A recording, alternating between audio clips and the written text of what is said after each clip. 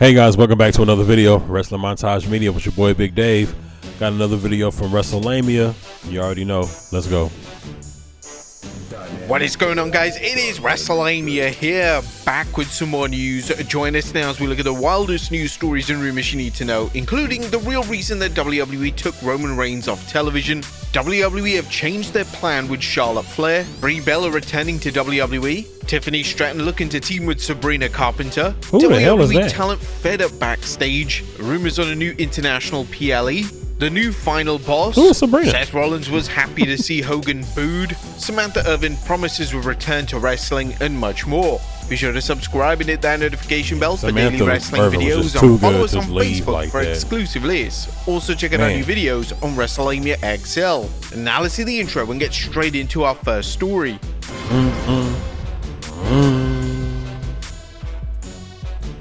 Let's go.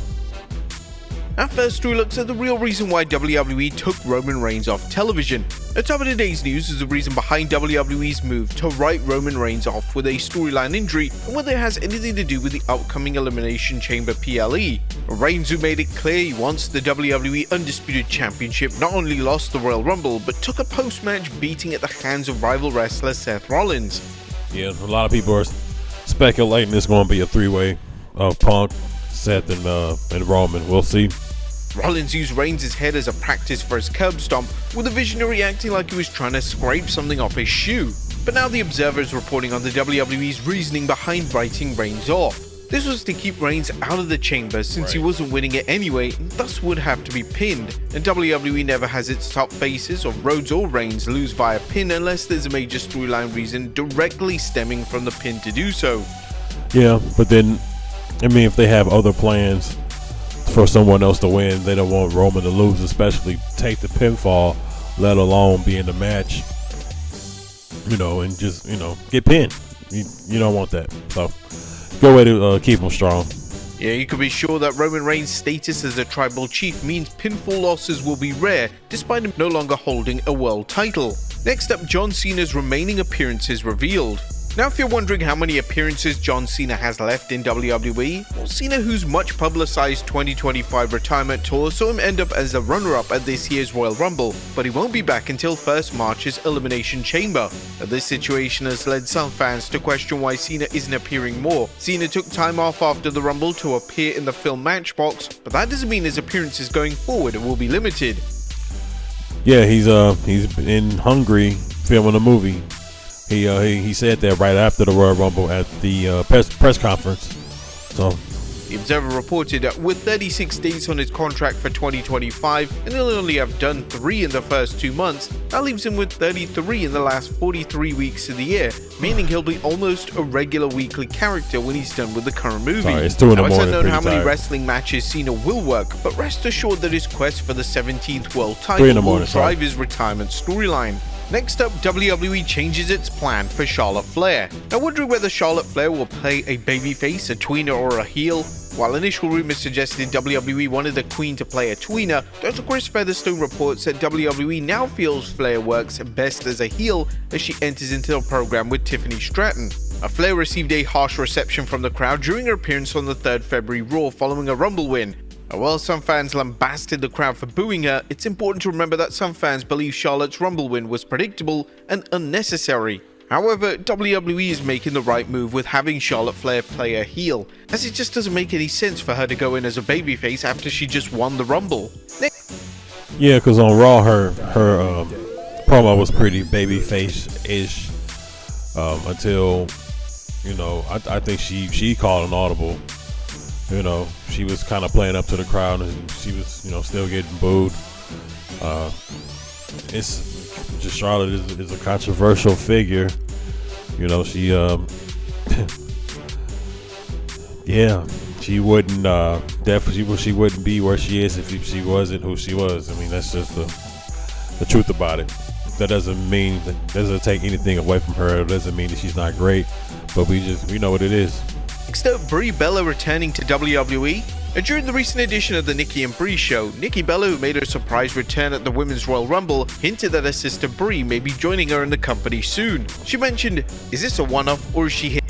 I want Brie to be her manager. Don't wrestle, Brie. Please, if you see this, don't wrestle. Here to stay. Keep tuning in. You'll see another Fearless Nikki appearance sooner than later, that is for sure. I'm definitely doing more than what I just did on Saturday. Hopefully Brie Mode will be by my side soon. More on that to come. But you guys want Brie Bella to return to WWE along with Nikki? Not in the ring. Are we gonna get a full run with the Bella twins again? Next up, WWE talent fed up and frustrated backstage. Now there's growing frustration with Def Rebel, the outfit that produces the majority of music for various WWE superstars. Yeah. Def Rebel's music has been criticized for fans. Yeah, Def Rebel, they have some good tunes, but the majority of them, they're nothing like, I forget who CFO. How can you forget CFO? They were incredible. They made a lot of the old NXT Black and Gold music. They just made bangers, man. They really did. The songs always fit the personality of the particular wrestler. They were really awesome. For being too generic, leading to fans being unable to tell one wrestler's entrance from another. Exactly. A real common complaint from this year. Yeah, especially Bayley. Like, hers is just, it's so basic. It's so not Bayley, you know. And last year's Rumble. Our Fightful Select is reporting that various WWE talents have voiced their frustration with their theme songs, as well as frustration with the song's quality. Now, this isn't the first time that fans have heard that WWE talent are upset with the group, and it seems unlikely to change until Def Rebel really move on. But could this be the straw that breaks the camel's back and they finally get rid of them? Well, they did really good with his new theme. Shinsuke's new persona. And his new theme, it fits for his heel persona. It's really good. Of course, it's nothing like the original one, the original song. Once and for all I say is just try and bring back Jim Johnson. Oh my God, the legend. Jim Johnston is just one of the greatest music composers of all time, hands down. Just all the classics that you know. This man right here, his theme was created by him, Stone Cold, Shawn Michaels, anybody you could think of from that era just came from the brainchild of this man. Do whatever you can. Just bring back somebody who knows how to do themes right. Yep. Next up, Tiffany Stratton looking to team with Sabrina Carpenter. I have no idea. Tiffany Stratton is making it clear she wants to team with actor and musical artist Sabrina Carpenter at WrestleMania. Tiffany chatted with the crew from the YouTube show Ring the Bella, explaining, "I've been in my Sabrina Carpenter era. She's my inspo. She better be my WrestleMania partner or whatever. She better sing my entrance music or something." And Tiffany added that Carpenter's fashion inspired the outfit she wore when she successfully cashed in a Money in the Bank briefcase. Totally out of my wheelhouse. I wouldn't know nothing about that. More better pairing, right? Next up, rumors on a new international PLE. Now, is WWE planning another international PLE for 2025? Fans already know that the promotion has 2 events booked for the international venues of 1st March's Elimination Chamber in Toronto, Canada, and 31st August Clash in Paris scheduled for Paris, France. But now WrestleVotes is reporting. So in an update from this week's show with Bill Apter here on Tuesday night's Backstage Pass, we can confirm WWE has had discussions of hosting this year's Money in the Bank from an international location in early July. Speaking on the Sportskeeda Backstage Pass Patreon show, WrestleVotes clarified, however, our sources states nothing is said at this time. Currently on the books for WWE International include a Saudi Arabia date in June, as well as the Clash in Paris PLE announced for August that WrestleMania broke last week. 2024 featured several international shows, including Money in the Bank, Clash at the Castle, Bash in Berlin, Backlash, and of course, the WWE's usual shows in Saudi Arabia. In last year's case, the King and Queen of the Ring, along with Crown Jewel. Yeah, they went to a bunch of cool places last year. Yeah, they need to keep that up because it changes up the pace of how we know the shows are here. That we watch it weekly, but then they go somewhere on a PLE. We watch that, and them fans are just crazy and passionate. Yeah, it's a nice change of pace when they go to different places. WWE shows in the foreign markets have done blockbuster business, giving international fans more opportunities to see WWE PLEs live, while increasing demand for PLEs in the US. Where would you want to see a PLE in WWE in 2025? Let us know in the comments down below. I really haven't thought about it. They could go back to Where was they at when that crowd was so freaking hype, man? They was in Puerto Rico. Go back to Puerto Rico. Wow, that was an amazing crowd. And of course, France was just over the top. Next up, why Penta isn't looking to be the next Rey Mysterio. Penta El Zero has taken WWE by storm, putting in blockbuster matches and winning the WWE Universe over at a breakneck speed, only rivaled in his in-ring quickness. However, does Penta want to be the next Mysterio? Well, Penta spoke with Chris Van Vliet about this. He should want to be himself. Bro, I have the best answer for that. He is a true one. I don't want to be the next Rey Mysterio. I want to be the first Penta El Zero Miedo in WWE because Rey Mysterio has my respect. Rey Mysterio is the legend.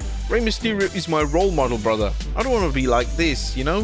Penta explained his reasoning, saying, I want to be the first Penta because my style is very different. My style in the ring is different, like very Mysterio. Rey Mysterio inspired me, of course, but I don't want to be the same like this. Yeah. While wrestling is known for talents paying tribute to top stars by emulating some of their elements, or in some cases wrestlers blatantly ripping off another wrestler to try and get over, Penta seems to have the right idea. The WWE Universe has seen the promotion try and fail to introduce luchadors to be the next Mysterio, including both versions of Sin Cara, Kalisto, and several others. The best thing Penta can do is to be, well, himself, and that seems to be working. Next up, the new final boss. Now get set for a major overhaul for current NXT General Manager Ava Raine. The 4th Gen superstar has done a great job as NXT's authority figure, but according to WrestleVotes, Creative has begun putting plans in motion for NXT General Manager and of course, the real-life daughter of The Rock, Ava, to be featured more prominently on TV, as well as have merchandise and character ties to her father, alluding to his final boss persona. WrestleVotes went on to say, we're told plans could include her playing the final boss character on TV as a way to raise her importance. I like it. Ava, from all accounts, is well liked and could have a big future with the company. I like that. Now, it's no word if WWE wants Ava to return to the squared circle. While she wrestled as part of Joe Gacy's Schism faction, she's become an authority figure after Gacy disbanded the group. What do you think of her being the next final boss? I think it's cool. She should. Just play off some of the characteristics of him. You know, like my shirt, the background. Rock is my guy. And that'd be really cool to see his daughter emulate anything of him like him. And it's the right thing to do. I mean, look at Charlotte. She got the woo, and you know she do the figure 4, and she's won 1 million championships. She could do the same thing from what her dad does. Let us know in the comments down below. Next up, Seth Rollins was happy to see Hogan booed, as Seth Rollins is speaking out about the loud boos Hulk Hogan received at Raw's 6th January debut episode of Raw on Netflix. In case you missed it, the fans in the City of Angels booed Hogan while the Hulkster tried to promote his Real American beer. Hogan recently appeared on the Pat McAfee show, claiming that he thought politics played a big reason for the boos, as well as him being a WCW heel. However, Seth Rollins feels the boos were well has nothing to do with WCW. Come on, bro. He mentioned on Good Morning Football, I'm all there for people getting what they deserve. That's how I feel about Hulk Hogan getting booed. If you're getting booed by the masses, there's a reason for it, alright? So I don't know if Hulk finally understands the scope, but people get what they deserve, so I'm happy to see it. Now, some Hogan critics claim the former superstar never atoned for the racist remarks that surfaced several years ago, hence the boos. Rollins clarified on the difference between his respect for Hogan's accomplishments as a wrestler and his personal life. I love to see it. I've said this about the Hulkster before. He's a guy that got me in this industry. What he's done for our business, I'll never take away. But I do think there's some responsibility he needs to own up to that he hasn't yet. What do you guys think of Rollins' remarks? I agree. Is he on the money? Let us know in the comments down below. Next up, the real reason why Seth Rollins was dropped from the Marvel movie. A Captain America Brave New World will be released soon, but WWE superstar Seth Rollins won't be in the latest Marvel movie, despite shooting scenes for the superhero film. The film's director is now discussing why Rollins' role was removed. He chatted with comicbook.com about why Seth didn't make the final cut, revealing that Rollins was a cast member of the villainous group, the Serpent Squad. He noted that the film's direction changed, and as for Seth, I love Seth. Seth's incredible, but we're evolving and we knew we had an additional photography period, just one that we did early on in the process that's planned. Seth's cut from the Brave New World isn't as shocking as it may seem, as the film had major reshoots, with rumors that test audiences didn't rate the film highly. And finally, Samantha Irvin promises a return to wrestling. And last but not least, former WWE ring announcer Samantha Irvin is letting fans know she's not finished with pro wrestling. Ricochet. Good job. Irvin, who shocked fans last year when she announced she was leaving WWE to pursue other ambitions, spoke with US Today saying, "My wrestling career's barely even begun. I think it would be an absolute waste of everything that I've done so far to not continue the story.